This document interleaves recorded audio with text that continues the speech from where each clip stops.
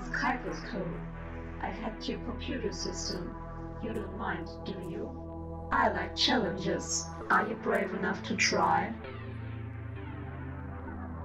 Now that I have your consent, get ready. I'll transfer you into the system.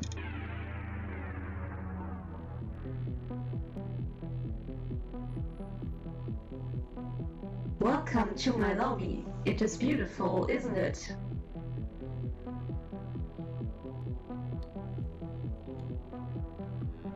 There are a lot more data islands like this one. You have to move if you want to get to them.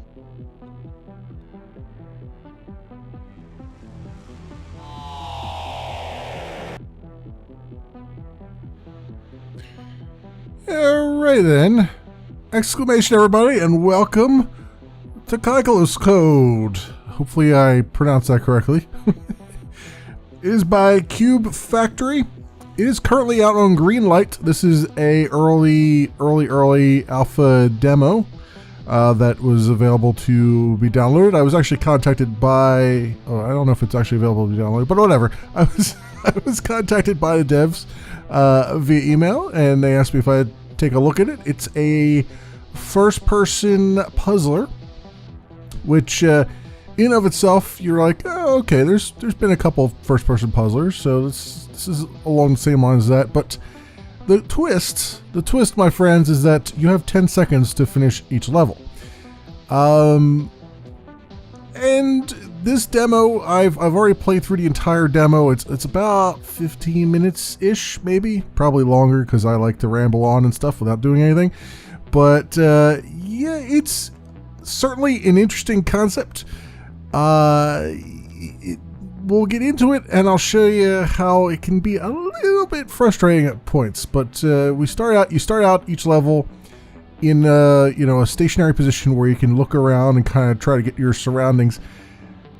Getting your bearings doesn't always work that well on each level, especially the last level in the demo where looking around doesn't actually help you at all because there's high walls around. That's it. If you can find my core, you win. But until now, nobody has ever made it that far. I'm sorry, I forgot to mention the catch. I will reset you every 10 seconds. Right, and then there's our timer there. Let that reset for a minute. Now, if there's a complaint that I have right now, and obviously this is still early, so, what are you going to do? It's 1.61 seconds we had left there. There's one complaint I have right off the bat is that when you reset, and you do end up resetting a lot, the timer immediately starts again. Like, you don't, as far as I know, get this point where you can just kind of sit here and just kind of plan out what you're going to do. It's just, after you've already had this moment of silence, then your timer's constantly going. So you might have to burn a few cycles just to try to figure out what's going on, which in and of itself can be a little bit frustrating. The other thing is that some of these, in fact, quite a few of these maps or these levels require very precise movement, well, semi-precise movement. And when it resets, when the timer's up, there's no pause between it resetting and it putting you back into control again. So what ends up happening is if you are moving forward, like in your final rush to try to get to that white light there, you can end up in a situation where you don't quite make it in time. It resets, and then immediately you're running forward still because you haven't had a chance to actually react to what's going on. So I think if there's one thing that I think they might want to try to look into to try to eliminate some of that is to maybe put a small pause, not necessarily something that you have to do. Like maybe, you could make it where you have to press spacebar to continue, or press spacebar to, like, you reset immediately and then press spacebar to move forward. Or you could just make it where, which might be even a little bit better, you might be able to make it where there's a pause where the game doesn't listen to any inputs for maybe a a second or two, like maybe 2 seconds after a reset, and then the timer doesn't start for maybe 2 seconds after the reset, just to give your brain a second or two to catch up to what's happening and get your fingers moving over to the keys that you want to be at in order to move forward. And I'll tell you why that makes a difference. Right here, this level, I'm not going to lie, when I was playing this off camera, I ran this level about 20 times. And I'll tell you why, because I'm running forward here. You can't actually run in the game. So I integrated these data streams. Right. So you can't actually run in the game. The only way you can run is by getting on one of these data streams, which makes you go faster. So I'm like, oh, okay, I'll just do that. Well, no, that's not quite, we're still not quite getting there in time. Although you'll see, I can, if I time it right, I can get there almost to the beam before the timer actually expires, before I can get to it. These things you can actually pick up and move if you want it to, although this particular block will reset if you do pick it up. Now you see how close I got there. Now as I was moving forward, you can see I've already continued moving, my momentum continued forward because I was still holding down the W key. That's what I'm talking about, where it's like you're on that final push to get to the end there, and then all of a sudden it resets, and now I'm running off of this direction, which is definitely not going to let me get through to that line there, because I'll have to move around this way. But as it turns out, the big problem with this map is that, and this is where they're using the first-person environment to its conclusion here. So you look over here, oh, this wall doesn't go all the way up. There's actually the thing that we want to get on. So I'm going to wait for it to reset again, and then we're going to run down here. And as you can see, we're going to have a little bit more success, depending on if I time my jump right, which I didn't. But we still made it with 0.98 seconds left. Alright, and now it's brought me back to a similar level, but it's got some changes, namely this. Now, as you saw when I went up to this X before, I was able to pick it up, and that's part of what we're going to need here, because we're going to need that in order to jump onto it to get over to there. So I'm going to want to pick this up. I'm going to pick this up, and I'm going to want to place it down. Now the trick here is that I think that resets. That's one of the blocks that resets. I know that because you can see over here, and this is a little bit too subtle. I didn't realize this when I was doing this puzzle until much later. But the cube that is lit up like that is one that's going to reset itself when the timer resets. The cubes that are not lit up, like this one, will actually stay wherever you place them. And that's actually, they're trying to teach you that here in this particular map, because that's how you actually win this. Because I'll show you what I mean here. See if you can figure this out. So like I can pick this guy up, right? And I can put him over here, and I can jump on him and try to get up to the thing. But then he resets. But if I run over here, well, walk very, very quickly over here, grab this guy, and do the same thing, you can see he stayed where he was at, which is not immediately obvious, and that's where I think a lot of frustration can come into play here with the game, because now that I've moved this over here, I don't need to worry about that guy anymore. I can just make a beeline for this, and then we get to the data stream. So it's that kind of thing. I think it might be a little bit too subtle when you're doing that, because it kind of makes it's not immediately obvious that that's what you have to do. And I think some of the frustration that stems from this game is the fact that you only get 10 seconds to process what's going on, but at the same time you aren't given quite enough information to quite figure out what's going on, and so you end up in these patterns where it's like, well, am I going the right way? Am I not going the right way? Later on you'll see an even bigger puzzle where it's like you have to do the puzzle several times over in order to succeed, but then all along the way you're not quite sure if you're moving things the right way or not, and it's hard to get to the one point that you need to get to in order to think about the next part of the puzzle, because you can't see the next part of the puzzle. So some of that frustration comes from that, and I can understand that where the fun aspect of that can be from, like it's kind of like, oh, okay, this is challenging in that respect. But I think there might need to be some tweaking around that in particular, because sometimes it's a bad frustration versus a good frustration kind of thing.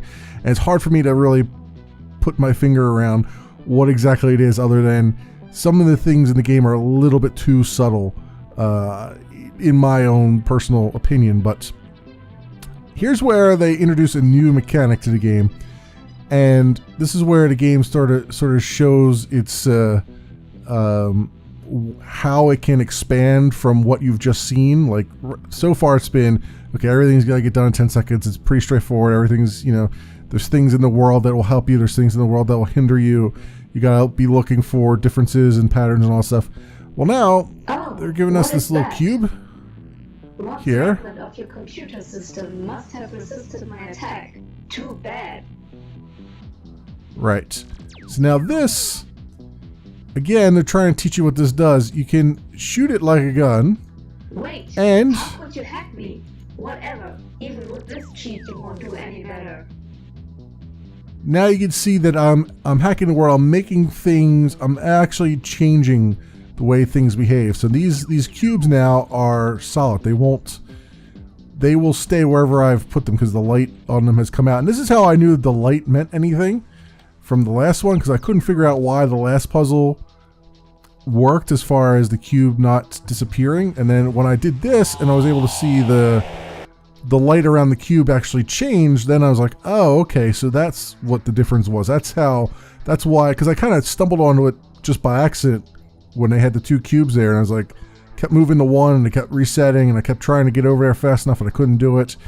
And then I just, out of just sheer frustration, I was like, I'll just try the other cube, and it didn't move, and I couldn't quite understand why it didn't. And then once they gave me this tool and it started making those subtle changes, I was like, oh, okay, that's how that's falling into place. So again, some of that may need a little bit of tweaking, but here we are. Here it looks pretty straightforward, but you got a thing coming our way. But if I hit this, you were even able to hack the data streams? Yep, if I zap that, now I gotta wait for it to reset, and now it's gonna go the opposite way, which will allow me to get over to this light much faster.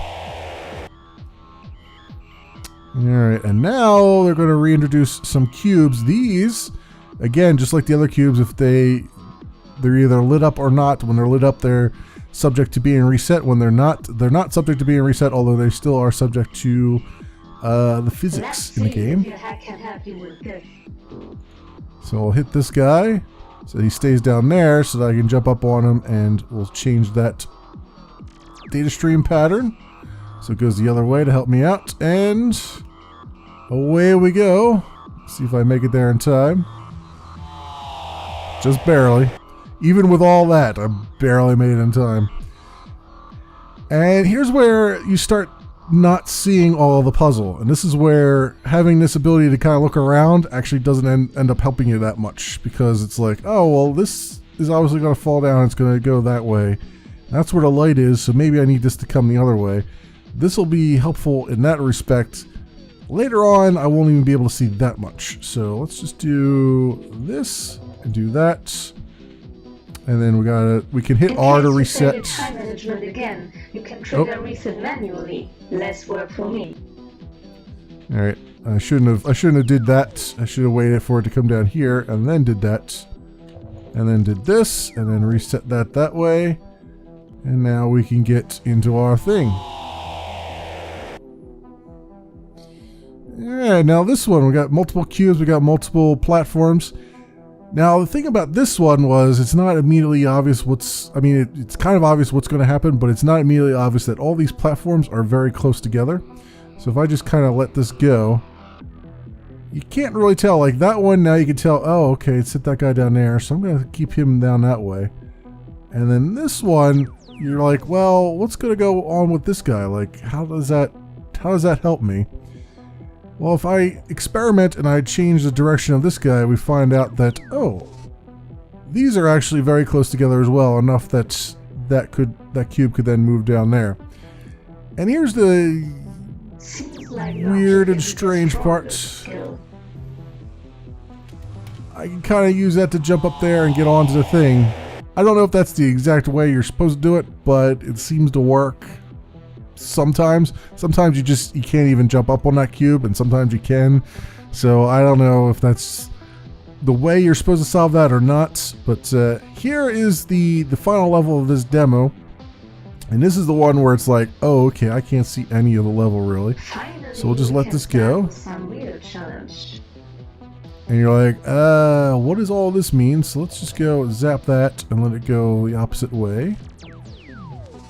Excellent. And that will go down there and we'll hit that guy. Come over here and we'll go, oh, we need this to go the other way probably. And then we got, see, you gotta let it kind of reset or reset it yourself. Oh, and oh, I messed up there. Come down here and I gotta go Being so slow, you that stand way. no chance. And we want this guy to reverse his turn to go the other way, so we can take him off that. He's blocking the path to the goal.